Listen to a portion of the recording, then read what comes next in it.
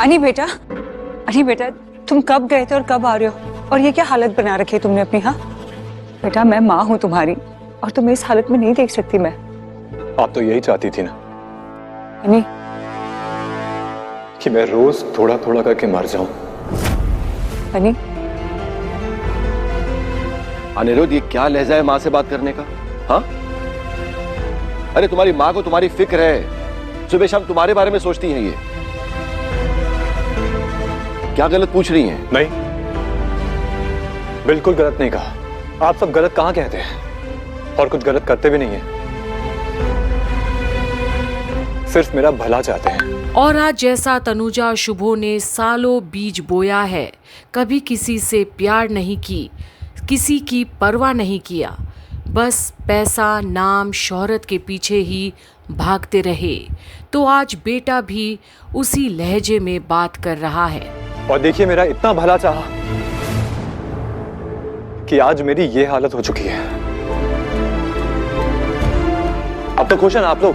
अरे ऐसा क्यों बोल रहे तुम? अरे हमने क्या किया है? हमने थोड़ी बोला था उस झनक को यहाँ पर कोलकाता की शूटिंग करे। वो यहाँ से कब गई, कहाँ गई, और उसके साथ अब ये सब हो गया तो उसमें हम। हाँ, और जो जा चुकी है वो वापस तो नहीं आ सकती ना। लगता है मेम साहब कभी घटिया बातें करना बंद ही नहीं करेंगी। और आज ऐसा लगता है जैसे अनी आज सबकी बोलती बंद कराकर ही रहेगा, खासकर बिपाशा की। अनी, तुम मेरे साथ इस तरह से क्यों बात कर रहे हो? बिपाशा, अनी अभी सदमे में है। उस लड़की की मौत जरूर हुई, लेकिन उसकी आत्मा ने अभी अनी को छोड़ा नहीं।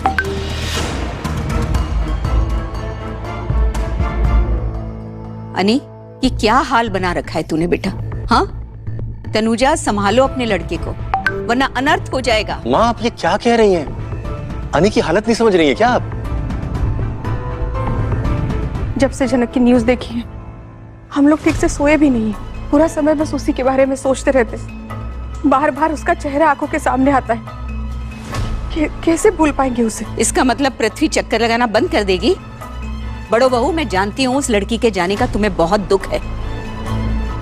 अगर किसी इंसान के जाने से जिंदगी रुक जाती तो लोग तो आगे बढ़ना ही बंद कर देते। और जहां अब दादी झनक की आत्मा तक को नहीं बख्शती, वहीं वो अंजना की ममता को क्या पहचानेगी?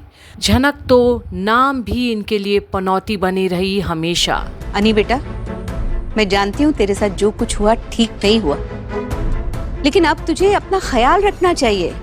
देख जरा, हाँ? और मेरी एक बात ध्यान रखना, जिंदगी और मौत पर किसी का जोर नहीं है बेटा। किसने कहा ठामी? अगर कोई किसी को जीने नहीं देगा तो जरूर उसकी मौत पर किसी का जोर है।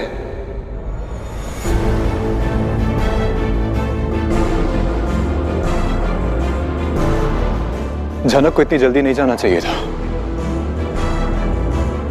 लेकिन कुछ लोग हैं जो चाहते थे कि झनक ना जिए।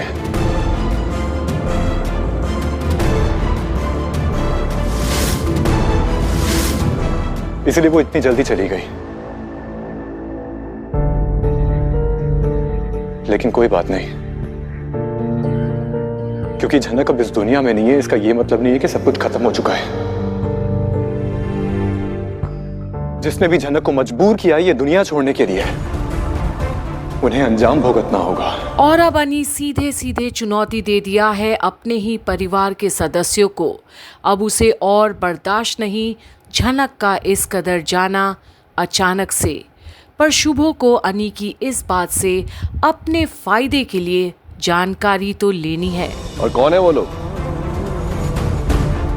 कहाँ इशारा है तुम्हारा? बाबा, ये तो पुलिस डिसाइड करेगी, हम तो बस शक कर सकते हैं ना। पर आज कोई भी अनी के दर्द को कम नहीं कर पाया। माँ बाप होकर भी अपने ही बेटे की खुशियाँ छीनते चले गए अपनी शान की खातिर। हम सिर्फ पुलिस की हेल्प कर रहे हैं। जिन जिन पर हमें शक है उनके नाम दिए हम। छोटन, तुम तो तुम्हारे मेज तो और मेरा भी नाम दे दोगे, क्योंकि हम अर्शी से प्यार करते हैं और हमारा सृष्टि के साथ बहुत अच्छा रिश्ता है। सृष्टि झनक को पसंद नहीं करती है, इसीलिए तुम लोग उन पर इल्जाम लगा रहे हो और हमें भी इस सब में शामिल कर रहे हो ना। तुमने अगर इतनी मेहनत और टाइम अपने काम में लगाया होता ना, तो आज लाइफ में कुछ बन जाते तुम, काम कर रहे होते, इंडिपेंडेंट होते। जब जनक के कातिलों को पकड़ने की बात होगी ना, तो मेरा ये भाई पीछे नहीं रहेगा। भले वो और चीजों में पीछे रहे, मुझे फक्र है अपने भाई पर। दादा, क्या फक्र है? जहां झनक और सच की बात होती है ना शुभ, वहां छोटन और मैं साथ खड़े मिलेंगे। और यही तो सबसे बड़ी विडंबना है शुभो के लिए, क्योंकि ये दो भाई कभी उसका साथ दिए ही नहीं, उसे हमेशा अलग ही रहे, उसके पैसों से भी आकर्षित नहीं हुए कभी।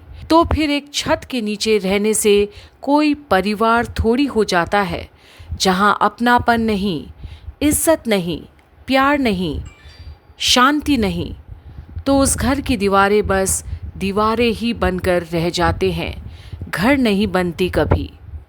पर अब आगे और भी क्या ऐलान करेगा आज अनी सबके सामने, देखना ना भूलिएगा यहीं कंप्लीट बॉलीवुड की अपडेट्स में, जहां अब झनक नाम का तूफान अनी लेकर आया है बोस परिवार के बीच, क्योंकि झनक नहीं तो अनी नहीं।